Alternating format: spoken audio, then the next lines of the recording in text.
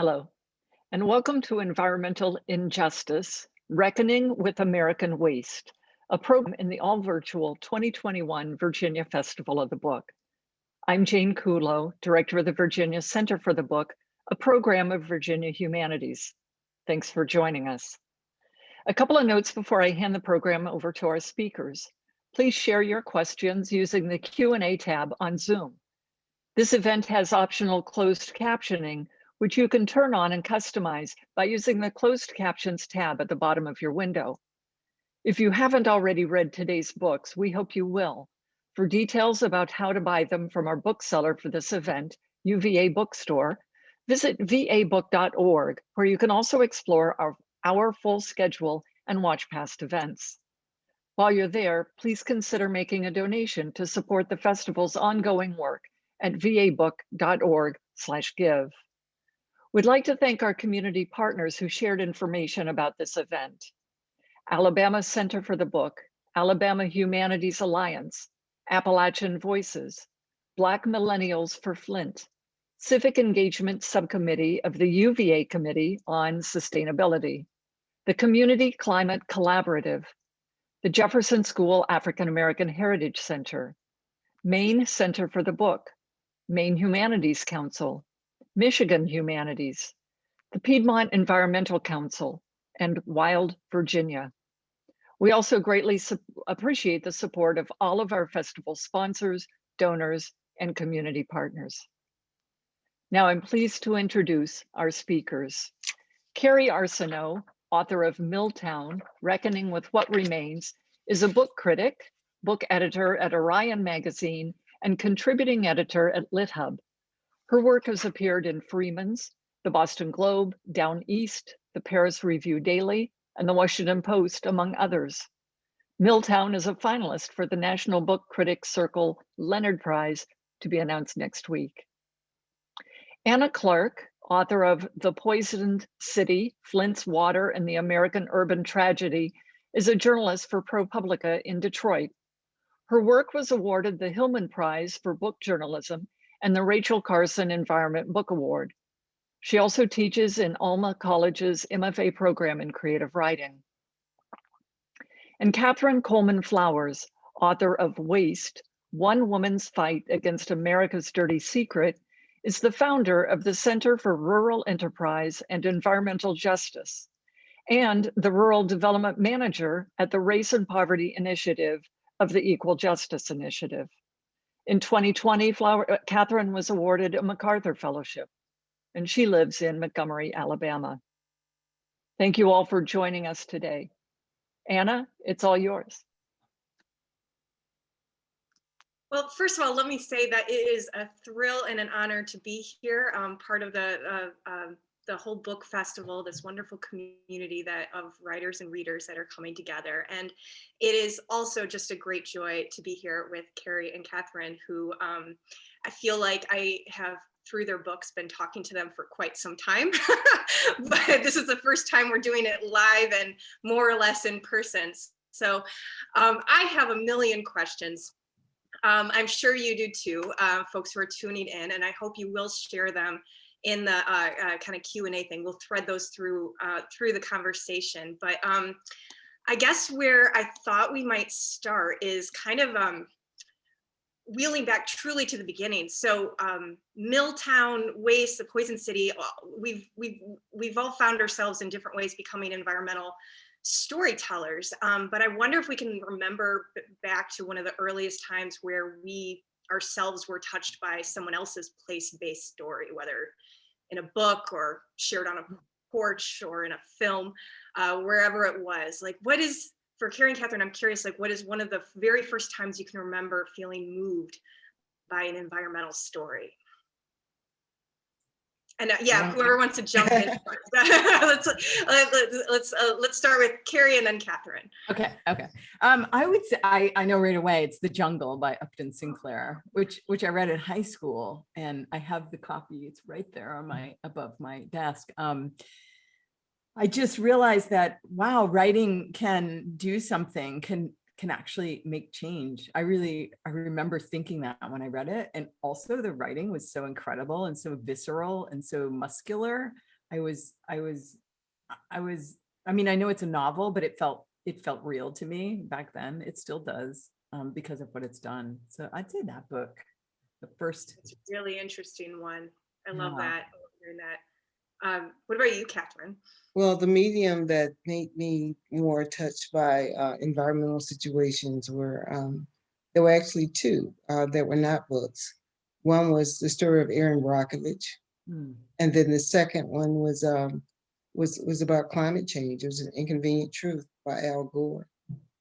That is when I started really connecting the dots. I think Erin Brockovich, it was her passion and activism and just persistence to prove what she thought she was seeing in the community that she lived in.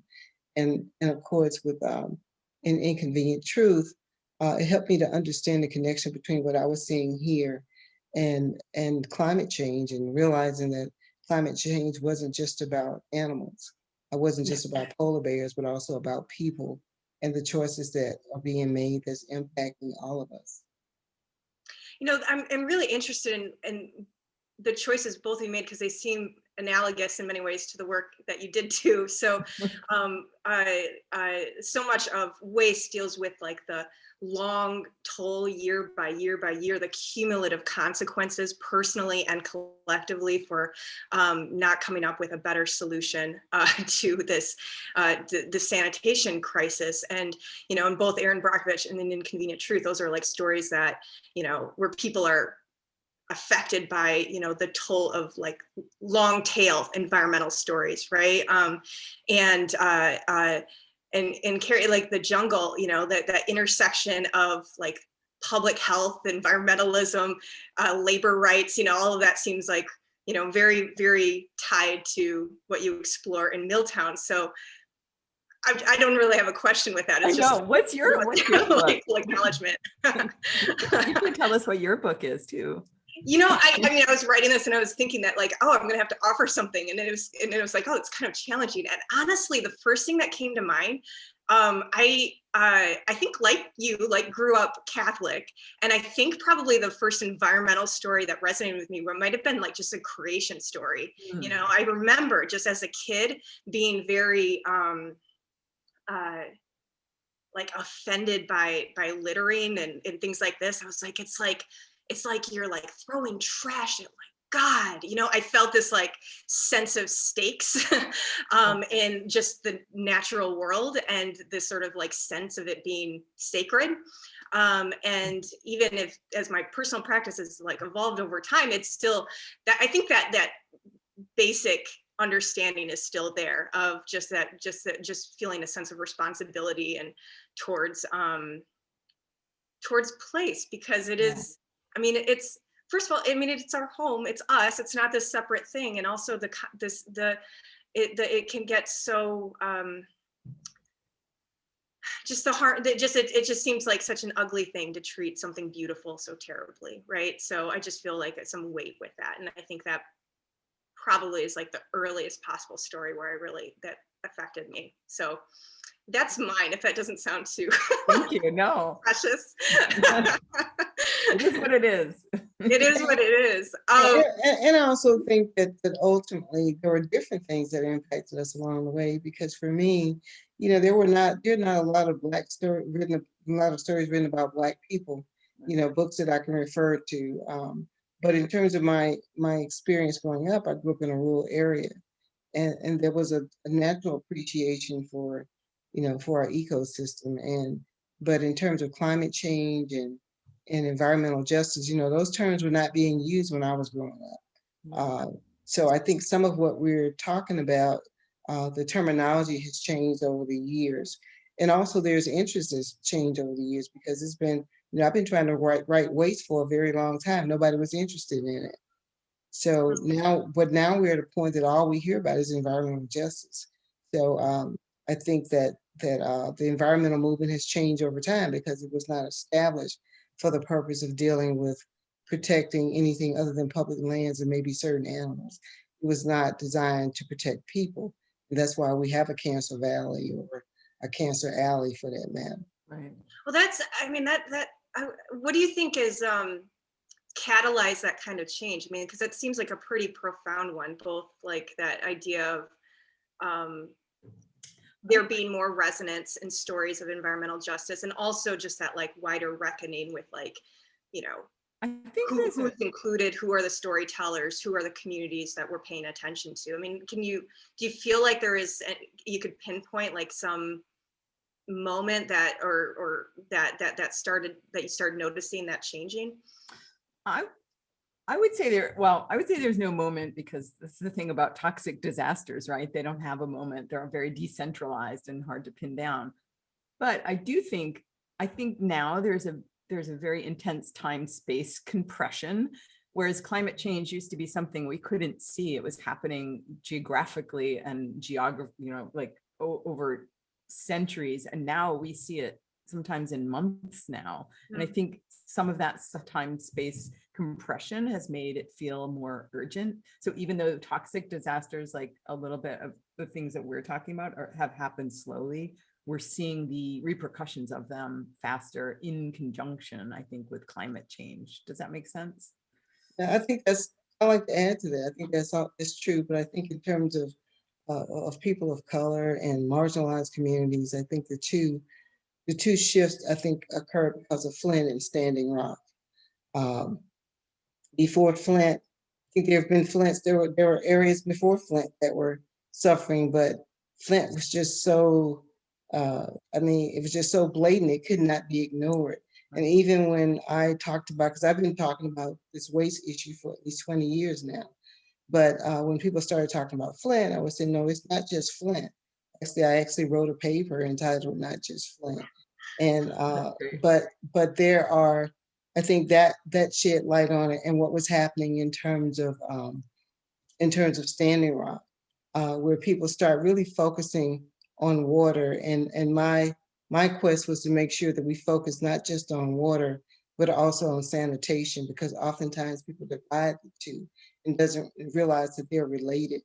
And both of them are very significant to the public health and also to life expectancy.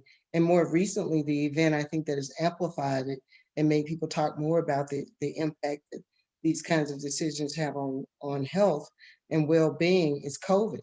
Because a lot of the communities that are suffering, I know the community that I work in, especially Lowndes, Canada, I write about, we're still having deaths and funerals as recently as this week. So a lot of those communities that are suffering health disparities because of decisions that were made to bring industries there or to not put infrastructure there is causing a lot of long-term effects and loss of life, because it puts people, in jeopardy, put their lives and health in jeopardy. I like what you said too about sort of the things that have gotten attention, have gotten media attention, is what has happened to kind of bigger events. And I think they've shed light on the sort of smaller places, like where you are, your community and my community, which are never would have been, nobody would have published a book about it maybe before, with those bigger events shed light, because normally disaster, that's how people want to read about disasters that are bigger and sort of more spectacular. That kind of, the other ones are pushed more to the periphery, I think. And I'm, yeah, because of those bigger events, I think ours have come up to the surface, no pun intended. I mean, that's kind of terrifying too, when you think about that, right? Because, like to be so dependent on some sort of spectacular visual, like an oil spill or something like that. And then while being very important, that can sort of mask the seriousness of things that are not visible, So like one of the signature images of like Flint is people holding up, water that's brown or orange. That wasn't even the lead, like, which is invisible, or the bacteria, which is what actually killed people and is what most of the criminal charges are hinging on. I mean, and right. A lot of people, that part of the story is like not even as resonant with people. It's strange, it can be very strange. And I say this as a journalist, right, like right. very strange, like how distorting this like spotlight can be, both like in how arbitrary it can seem. And when you realize that there are real life and death stakes of like where that spotlight goes. I mean, it's actually quite chilling. I mean, so much of waste in particular, like Catherine, like you're focusing on like that, like long journey of just trying to get people to pay attention and try to conceptualize like what's going on, to be able to see it and feel it very viscerally, like bringing people through and showing, and like kind of being this like constant concierge for like journalists and cameras and things like that. I mean, that's a burden to carry, right? Like that's, I mean, it's important, and I can understand why you and others like do that, but it's a bit of a burden to like be this interpreter, you know, constantly trying to get people to understand why this matters and why these people matter and why this community matters. I mean, that's, I guess, how do you feel like writing a book about this compares to that sort of day-to-day interpretive work that you've been doing and others in the community have been doing for so long? I think for me, what was significant about writing the book is that it can reach so many more people that probably would not visit Lowndes County. And it also gave me the opportunity to share stories of people living in Lowndes County and people in other areas too, who are suffering from the same problem. Because, you know, one of the ills, the biggest problem is that we feel as Americans that we don't have these problems. This is where the missionaries go out of the country to solve these issues. So one of the things that I felt it was necessary to reveal that we have issues right here too. But I think the difference is for us to be one of the wealthiest countries in the world, and to have these kinds of issues that we could solve makes a lot of sense. And then the other part of it is, as we talk about the intersection of climate change, I think that's the other thing that kind of drives this, because recently we saw in Texas that there was an extreme weather event. And not only did the grid fail and people lost electricity, but they couldn't use the water.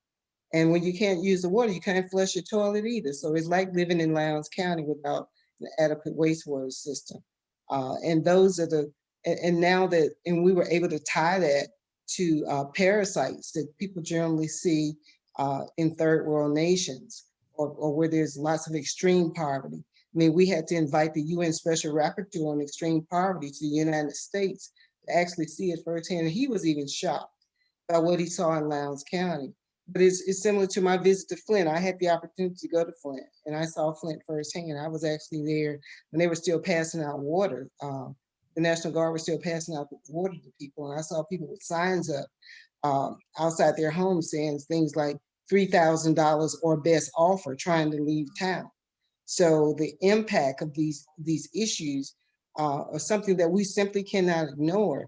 And I think the bigger part of this is, as we look at environmental justice and look at things through the lens of environmental justice, is that how do we make decisions that are not wrapped in just jobs only?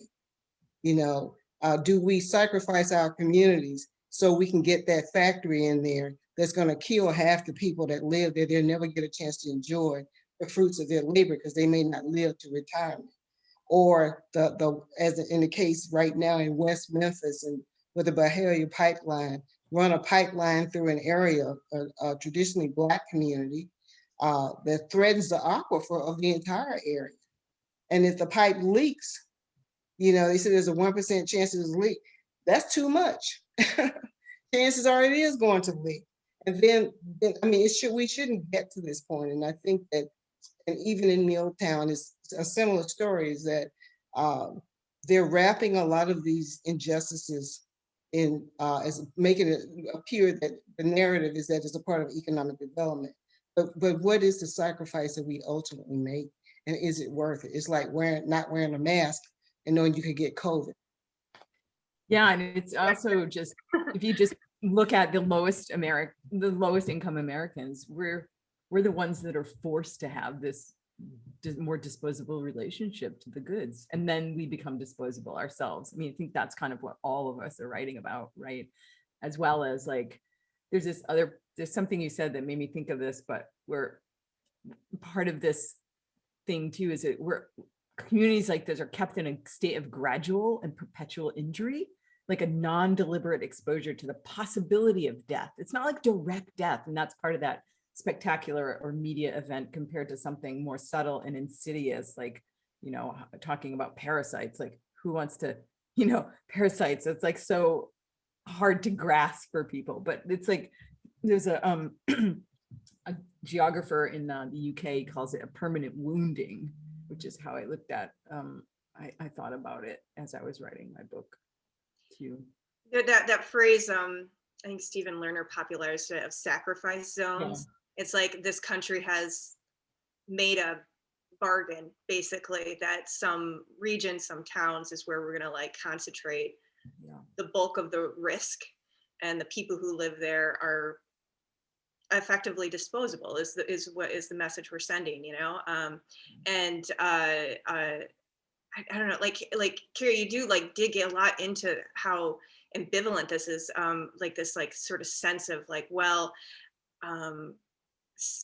this narrative of like, well, some risk is necessary. We got, you know, we're proud of the jobs we do. We're proud of our town history. Like this paycheck help, you know, support my family and kids, you know, like I you know, how intimate that debate can be, you know, of like how personal it is, like this like jobs versus the environment / public health. Like it's a war that's happening in people. Yeah, how do you I guess where are you at with it now, you know, so both in the experience of writing your book, also in the conversations that have followed since it came out, like where are you at in trying to find some way through? Yeah, it's interesting. You guys, your books are ahead of my, you know, mine was the first sort of the revealing of like, here's an issue.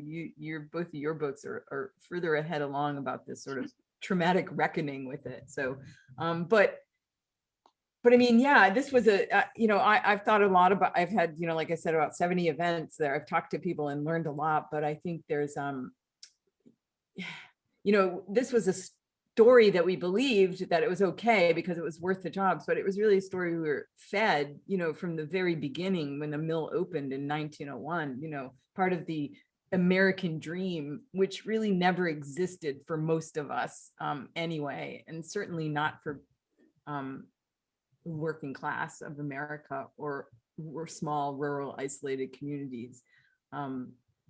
So I don't know, where am I at with it? Still searching maybe a little bit. I mean, it's a hard, like here's a question. Oh, go ahead. No, I was gonna say, it took me 10 years to write, and now like Catherine, it took a long time to sort of get it, shuffle it up, and part of it was that ambiguity you referenced, was trying to find evidence, but the evidence didn't want to be found, and it was and so to tell a story about ambiguity, I had to sort of do it through ambiguous means, by like you following me through this research and trying to find it with me and not finding it, and what does that mean? That's kind of part of the bigger story, like where is the information? And like Catherine said, you know, there's, you know, they allow us to be sort of poisoned by percentages or whatever, you know, always shocked me. Like, why are we allowed to have any of those body burdens laid upon our, you know, bodies? It's a great question. And given that, like, I mean, there's somebody who asked the question, who lives in Western Pennsylvania, fracking country. And this person wants to know, like, if there's anybody has any suggestions for what the common person can do.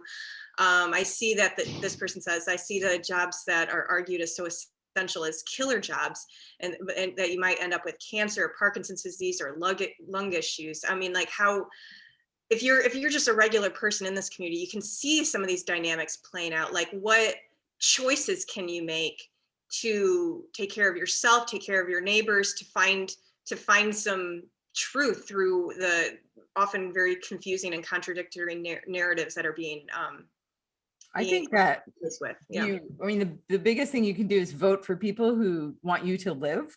I mean, really, it boils down to legislation. And so be involved with voting and be involved with your community, whatever that means. And if it means being an activist, that's fine. But if you can't be an activist, go to your town meetings. If you can't go to your town meetings, vote. You know, it just kind of depends on what you know, in my town, a lot of people don't have time. You know, imagine them trying to do what I did over 10 years, and I didn't even find like the truth. So who has time for that? So I think that's my suggestion: vote. Vote for people who want you to live. I think that is great advice. I mean, it's so basic, but it's so true. I don't really know. From my point of view, I'm hoping to learn something from Catherine. Well, I think first of all, I had the opportunity this past summer, to work with the Biden-Sanders Unity Task Force and help to develop some of the policy that's a part of this current administration. And one of the persons who advised us and served on that task force was Connor Lamb, who represents that part of Pennsylvania.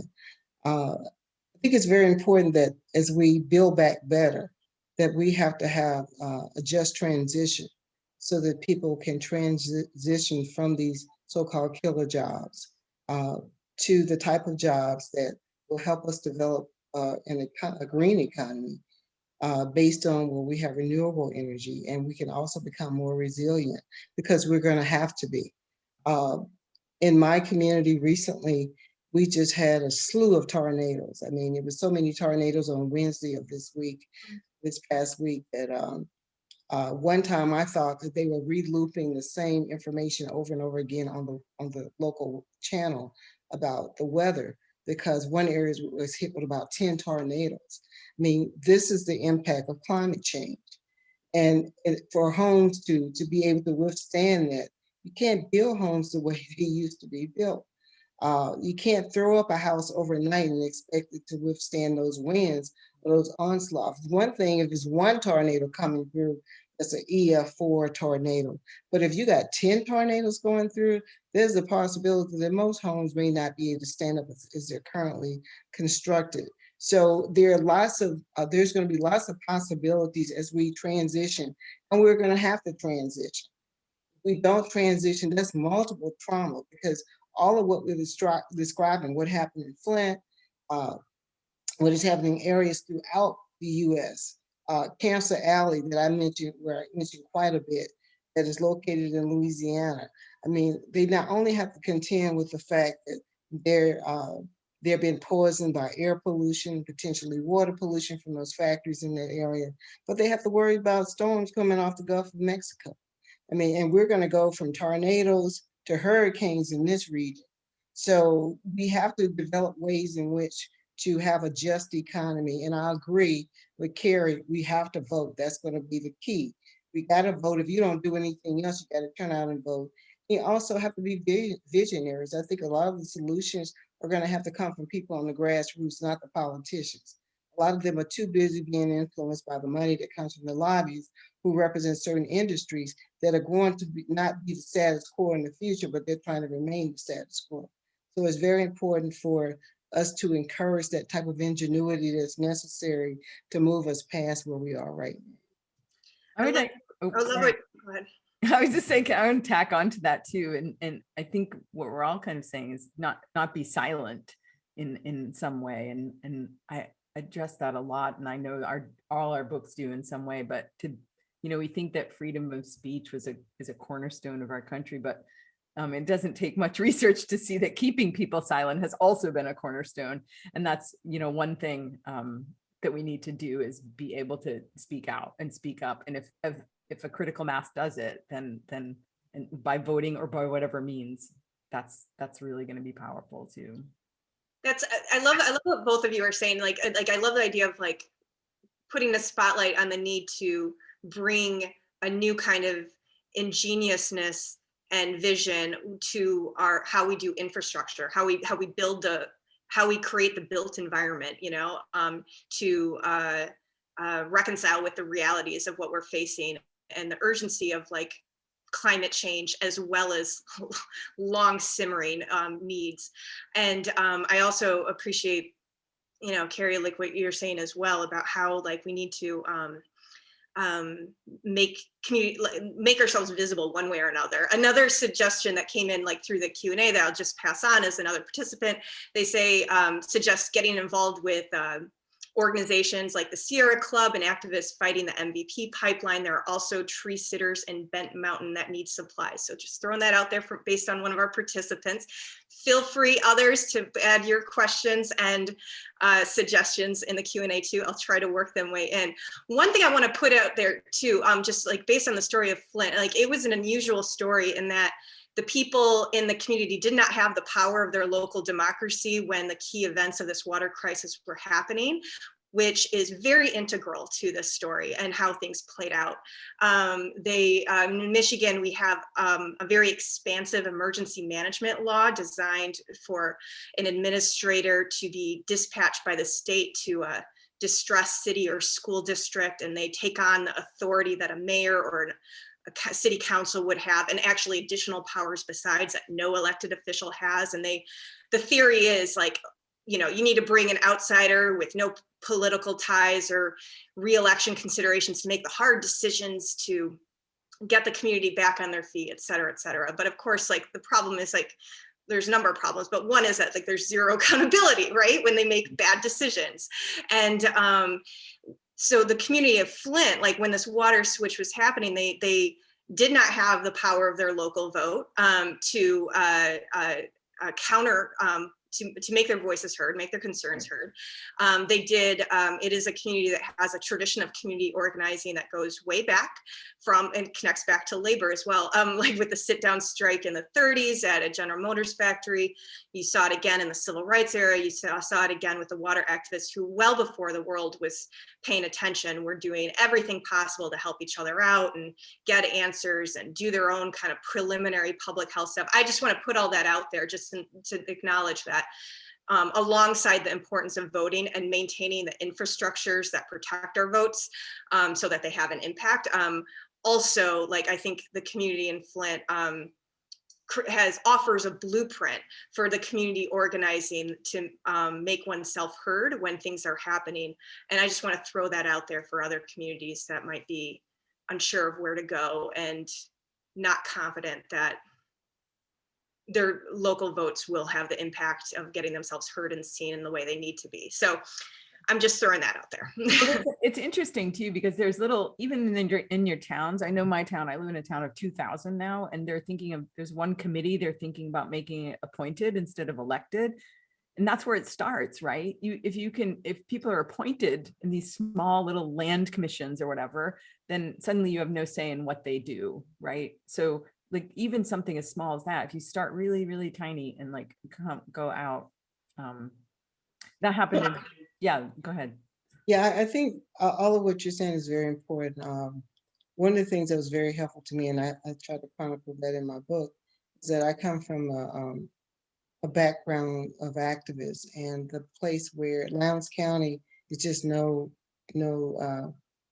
it's a special place. It's not a place that's not known for activism, and it's located between Selma and Montgomery, and most of the Selma to Montgomery march went through Lowndes County. And even if you go back further than that, when W.E.B. Du Bois actually came to Lowndes County to do a labor study, and then the sharecroppers movement that took place there, there's been an extensive history of movement. The original Black Panther Party was founded in Lowndes County. And these things were happening at a time when Black people were not allowed to vote. But despite all of that, it didn't stop people from organizing and finding other ways to reach those that they were trying to get to be a part of democracy. But I think what we have to watch in communities around the country now, and I think that word accountability is key. There has to be accountability. They're trying to take away accountability, and they treat corporations like people and people like things. And we have a lot of communities now are trying to pass laws to suppress the vote. And in addition to suppressing the vote, they're going to stop people from protesting. I mean, that's how this country came about. When Crispus Attucks, who was African-American, one of the first to die for this country, but yet we still have to deal with whether or not Black Lives Matter. But I think we have to, it doesn't mean that we stop. We have to stick, we got to keep being engaged. And what I'm doing on the wastewater front, is that I'm advising people in communities that are dealing with wastewater issues and trying to bring it to the forefront. We actually have partnered with The Guardian, which is a national newspaper, and we are documenting wastewater issues throughout the United States to show it's not just a Lowndes County problem. And we're allowing people to tell their stories. And we're also doing a nationwide survey because the government does not have clear numbers on how many people have sanitation and waste issues. So we're asking people to self-report, and we're actually partnering with organizations like Union Theological Seminary, the Center for Earth Ethics and Climate Reality, and Kairos and the New Poor People's Campaign to get in communities and find out how severe this problem is, because in order to solve it, some of it is not just going to happen on the local level, because poor communities don't have the money to pay for the infrastructure. We got to make sure that the government money goes to pay for infrastructure, but infrastructure that works, not infrastructure they're going to put in there because it's in the spotlight right now. And 2 years down the road, the sewage is still running back into people's homes. And that's where the accountability comes in. So we're pushing for, if you're going to put an on-site system on somebody's property, that on-site system should come with a warranty that includes maintenance. Because when I buy an HVAC system, it comes with a warranty and a maintenance. So if that's not going to be required for this, then people shouldn't be put in a position where they're criminalized if it doesn't work. And certainly folks shouldn't take government money and be able to walk away knowing that they're putting in place something that's not going to work. And that has happened over and over and over again in a lot of these communities. And that's one of the things that I'm hoping to stop. But the book itself has motivated and activated other people to come together to try to find solutions to these problems. Oh, I love all that. And I appreciate what you're saying too about like the need to not like in this infrastructure, this sense of accountability. It's not a one-time thing. It demands like an ever ongoing vigilance, like our democracy does, to make sure it maintains its health. I would just want to acknowledge like one commenter who says that they think they did an interview with one of the original Lowndes County Black Panthers back in the early 90s on a Dublin pirate radio show. So we've got all kinds joining us here this evening. I want to talk can I talk about that? It's really great hearing Catherine talk about this. But something struck me in my town, that accountability, and it connects back to what I was saying about even just going to small town meetings. Like for instance, for those of you who haven't read the book, Nestle had come to our town and wanted to take our town water, and the water commission was appointed, so nobody could have a say in who they were. And second, they had their meetings at 3 p.m. on a Wednesday, which nobody could go to because that's when the shift change was at the mill. It was like 7 to 3. So, I mean, they say they didn't do it on purpose, and they refused to change it. You know, people kept saying, please change it, and they won't. And they still, to this day, 10 years later, they still have that meeting. But those are the kind of small things that can keep people accountable, make the meetings where you can go to, because this all leads to what you said too, Catherine, about poor communities not being able to maintain infrastructure. The infrastructure in our town was built in 1901, and all the water downtown, speaking of water, that's why they got in partnership with Nestle, because Nestle was going to fix all that for them. They were like, okay, well, if they're going to fix this, we'll let them come and take all our drinking water supply. So anyway, it's kind of like this sort of false limitation of choices, like that, where you feel like you're really cornered. I mean, that seems to be like just an ongoing theme in so many of these environmental injustice stories. Like, what choices do you actually have? It's a great point. Yeah. Yeah.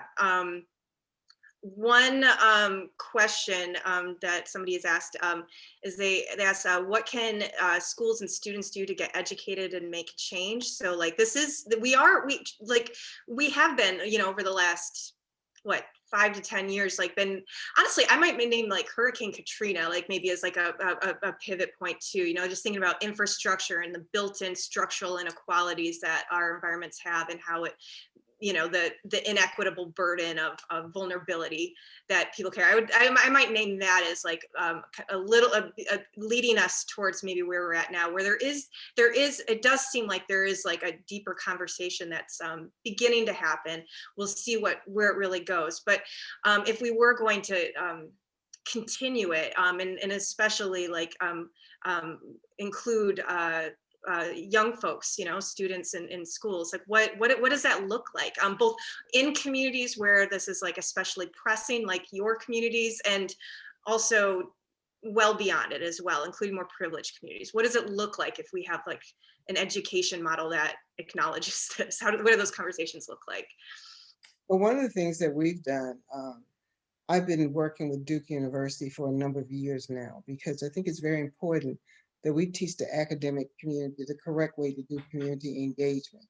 And community engagement means going in, letting the people lead, and then finding out what they can do to expand their capacity, not going in to write a paper and leaving. So, or to helicopter in for a day and leave, because that happens a lot too. So I think a perfect model would be to show how to do community engagement using the principles of environmental justice. I think we have lots of examples of that already that's happening around the country, and it's starting to expand because people see the need and that is very relevant right now, that we have to do that. And what's even more promising to me is the fact that on the federal level, Biden issued an executive order in January that is looking at and assessing equity throughout all the federal agencies using the lens of environmental justice. We also have students that have helped us to expand. You know, our organization is really small. We don't have a lot of people working with us. It seems like it because people think we've done awesome work, and I appreciate it. But it's been because of the partnerships that we have made collaborating primarily with students. The ones who did the parasite study, a lot of them were PhD students. We have a student who just did a study that is going to be published pretty soon. And that student, actually, he's earned his PhD now.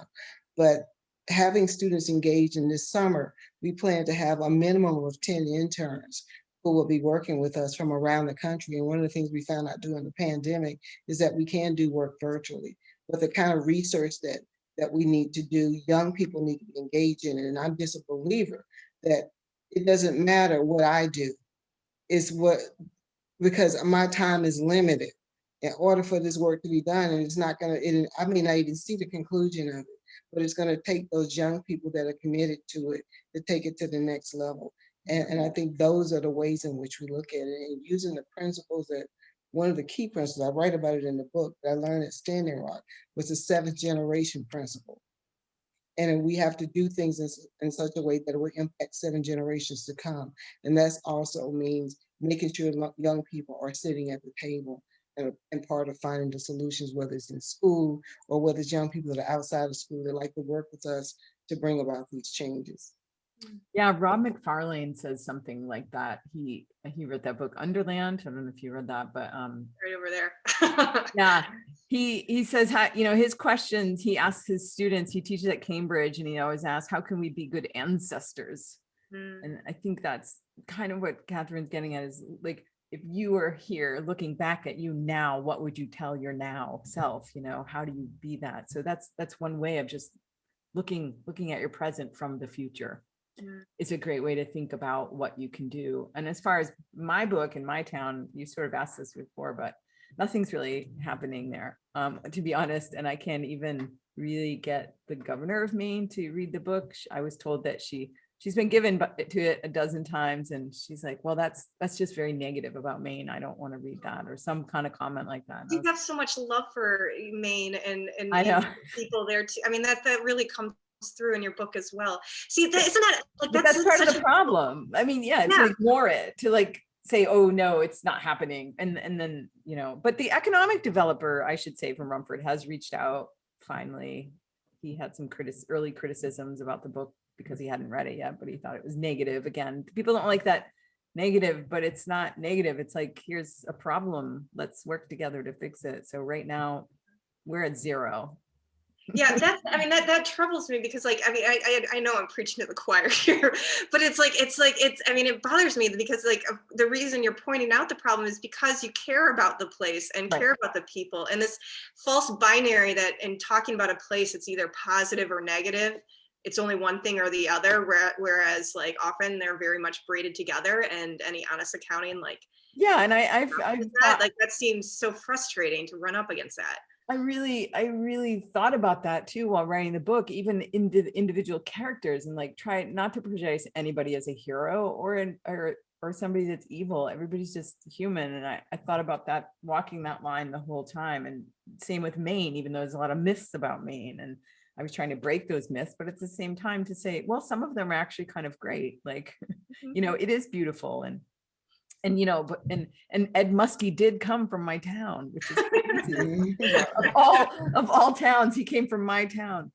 So we did produce something really good out of there too. Well, that actually leads me to another question. And folks, please do, we've got about 15 minutes. So if you have a question, please do put in the chat. I'm going to get to some of the others that already put in there, but I'm going to throw in one of mine because I just got to. This is a good moment. Both of your books, on all of our books, really, like, are pretty deep, delve into some real history. And I wanted to ask you, is like, do you think writing environmental stories is synonymous with writing history? Like, are they the same thing? Is it the same work?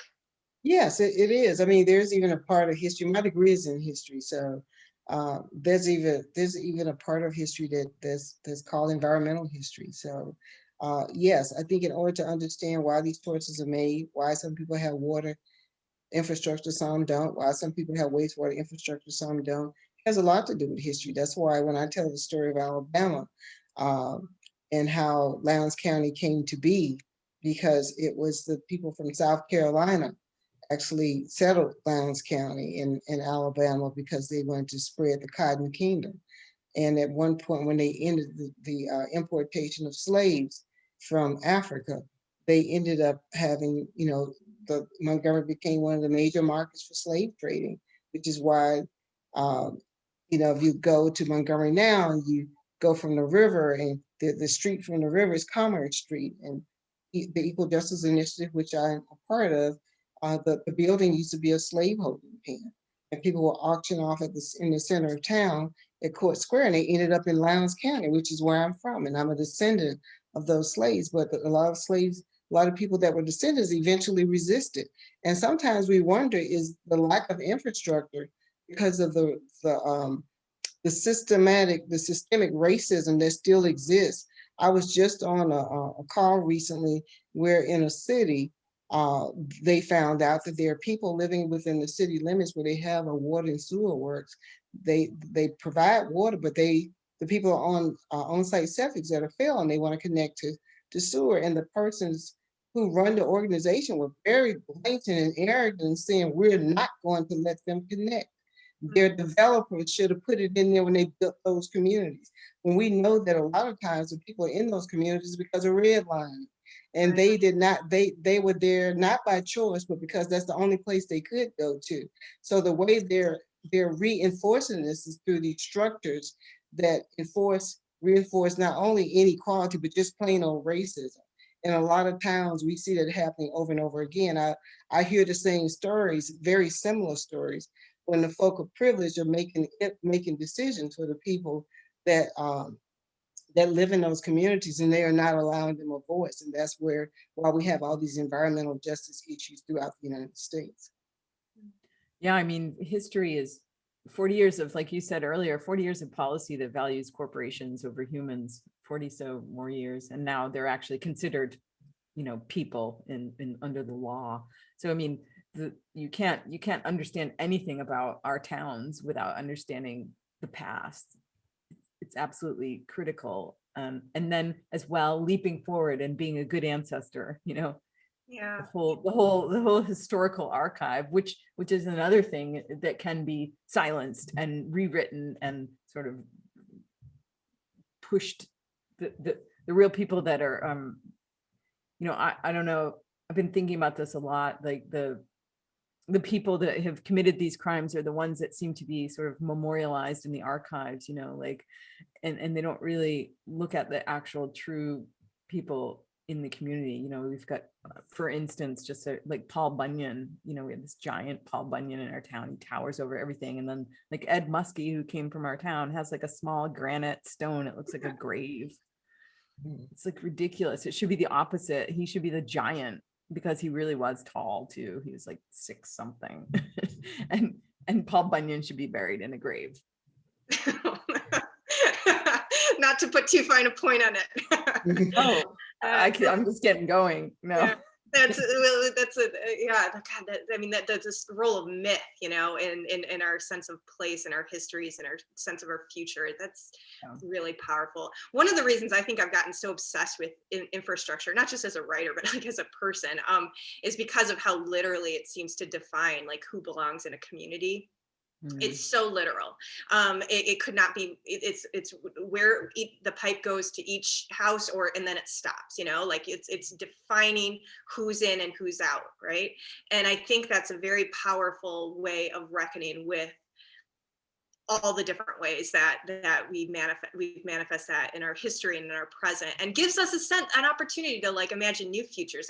I love this idea of environmental writing as being both a work of deep history and also a work of deep future, like of having a vision both ways. I've been reading a lot of Toni Morrison essays, and she's really like calling for people to imagine like what does it look like for people, not just decades from in the future, but like 3,000 years, 10,000 years. Like, what does that look like? She's like, come up with like, what is a vision that we can imagine for that? And I'm like, what if it isn't an apocalypse? Like, what if it were good? Like, what could we do to make that good thing? I like to add to that. What we're looking at doing, based on what I've learned about wastewater all these years, is that we want to change the engineering paradigm. And the engineering paradigm should include having people sit at the table who are experiencing the problem, because they know the problem and they can help with the solution. And the other part of that is that what we're doing as an organization, we're actually going to be partnering with entities. Like, we're going to look at what NASA is doing. They can treat wastewater in outer space to drinking water quality. Why can't we do that here? And I think that, and every time we bring it up, and someone says it's going to be too expensive. I mean, clean water, what's expensive about that? To be able to come up with a process in which we can treat wastewater very, very different, that may change the paradigm of infrastructure, where we don't have to run wastewater through pipes to get to a treatment plant that might fail and dump the water into the river or into a stream that's the drinking water source for a community. So we're not just defining the problem, we're also working on the solutions. And we're very, very interested in innovation, and we're not going to wait for somebody else to do it. We're going to do it ourselves, because I'm just really thrilled that we've come up with a COVID vaccine in a year. So let's use warp speed to try to come up with a way to solve the wastewater issue as well. Yay, such a great idea. I love the idea of the infrastructure and the pipes actually solving the systemic problems. And it's sort of, it kind of, I have this vision of this complicated thing. It's like as complicated as the human heart, right? Which is really what environmental storytelling and environmental justice is about. And like you said earlier, yes, we all love polar bears or whatever, but really, these kind of stories need to really orbit around humans and the heart. And I love the sort of imagery of these pipes sort of pumping blood into the right places instead of the wrong places, or the whatever, not wrong, but just to acknowledge a few other comments, some folks are thinking about like this sort of youth engagement. Somebody tells a story from Fredericksburg, Virginia, where they say that they're proud that a local student did research on the cost, environmental, and fiscal of plastic straws. Armed with statistics, she convinced the school board to ban plastic straws in schools, with exceptions for students with disabilities and others. This person saying, so students can make a powerful case, which is true. Catherine in Waste has some interesting student activism stories that fit right in this, as well as her role as a school teacher and building future activists. Another person shares a story about Reverend Barber, the Poor People's Campaign, joining with Al Gore in Buckingham County to protest the compressor station that Dominion was going to build there. I was there. The front line, we got allies here coming together here. Like, this is the thing, like so many of these stories, they can feel so heavy, right? They're so heavy. It's one reason why some people like in Maine might just like, I'm not even going to open that door. I can't even, I don't want to know it. I'm going to just rationalize why it doesn't matter. Yeah. Like, how do we how do we have hope without being glib about it? I was going to say, I don't know if that's the answer to my book, having hope, because I mean this in a really serious way, is that because if people close my book and there's some kind of hope at the end, they think something's being done. And like I said, we're not anywhere. This is the first step right here.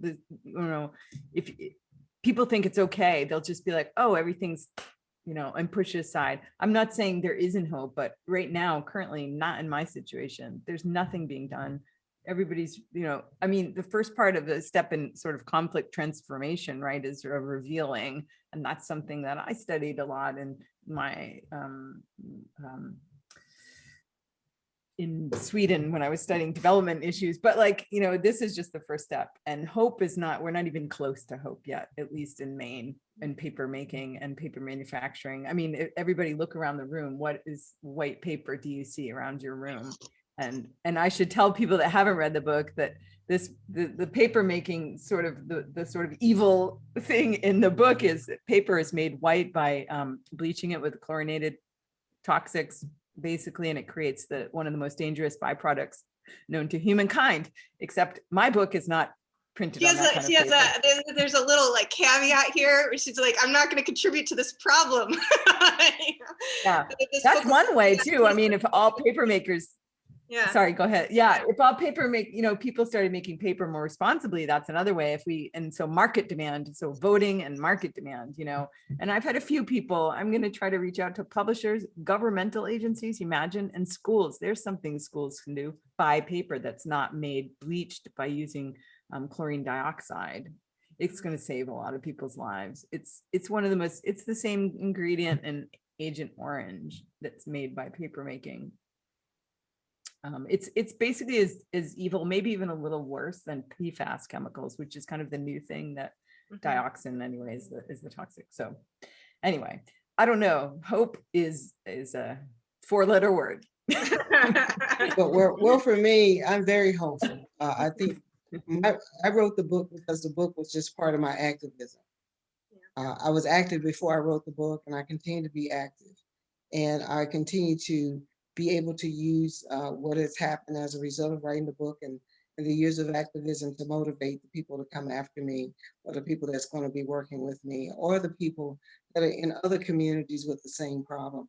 And I do feel that we have to support each other. Like I went to Flint, I was in Buckingham County, and at the church there with Reverend Barber and Al Gore, and likewise.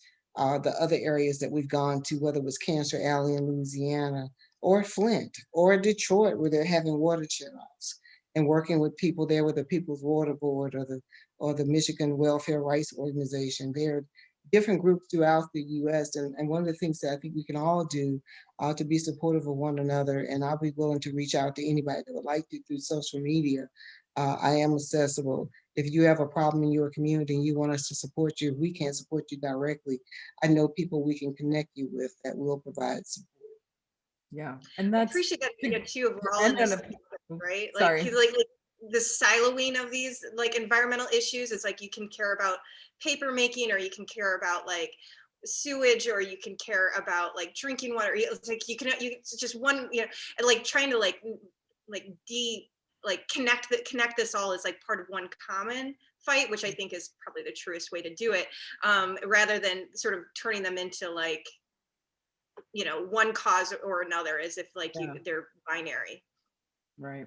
I think I guess going back to hope, not to sound hopeless, the book does something. It does lift out a silence that has been in these kind of communities, and I've heard from people all over the United States in similar communities. So the silence is being slowly cracked.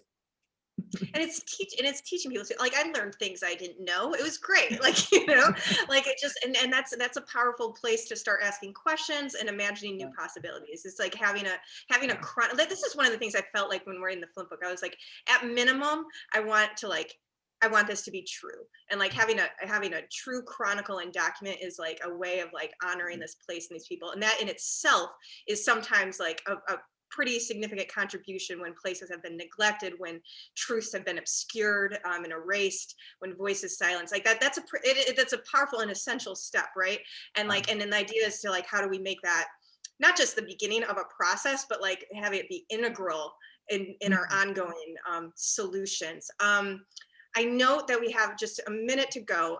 So folks whose questions I didn't get to ask, I'm sorry. I have some unasked ones myself, but we're going to have to continue this conversation in all other ways. I like to think we'll gather together in another form. Thank you to everyone who is watching. Please consider buying your featured books from your local independent bookseller or using the link provided. You can also check out other events at this groundbreaking all virtual 2021 Virginia Festival of the Book at vabook.org. I'm going to, I think it's a lot of fun. Thank you everyone for joining us. We're grateful. Thank you. Thank you both. It's been great. Thank you. I'll see you on social media somewhere. Yeah. Bye everyone. Thank you.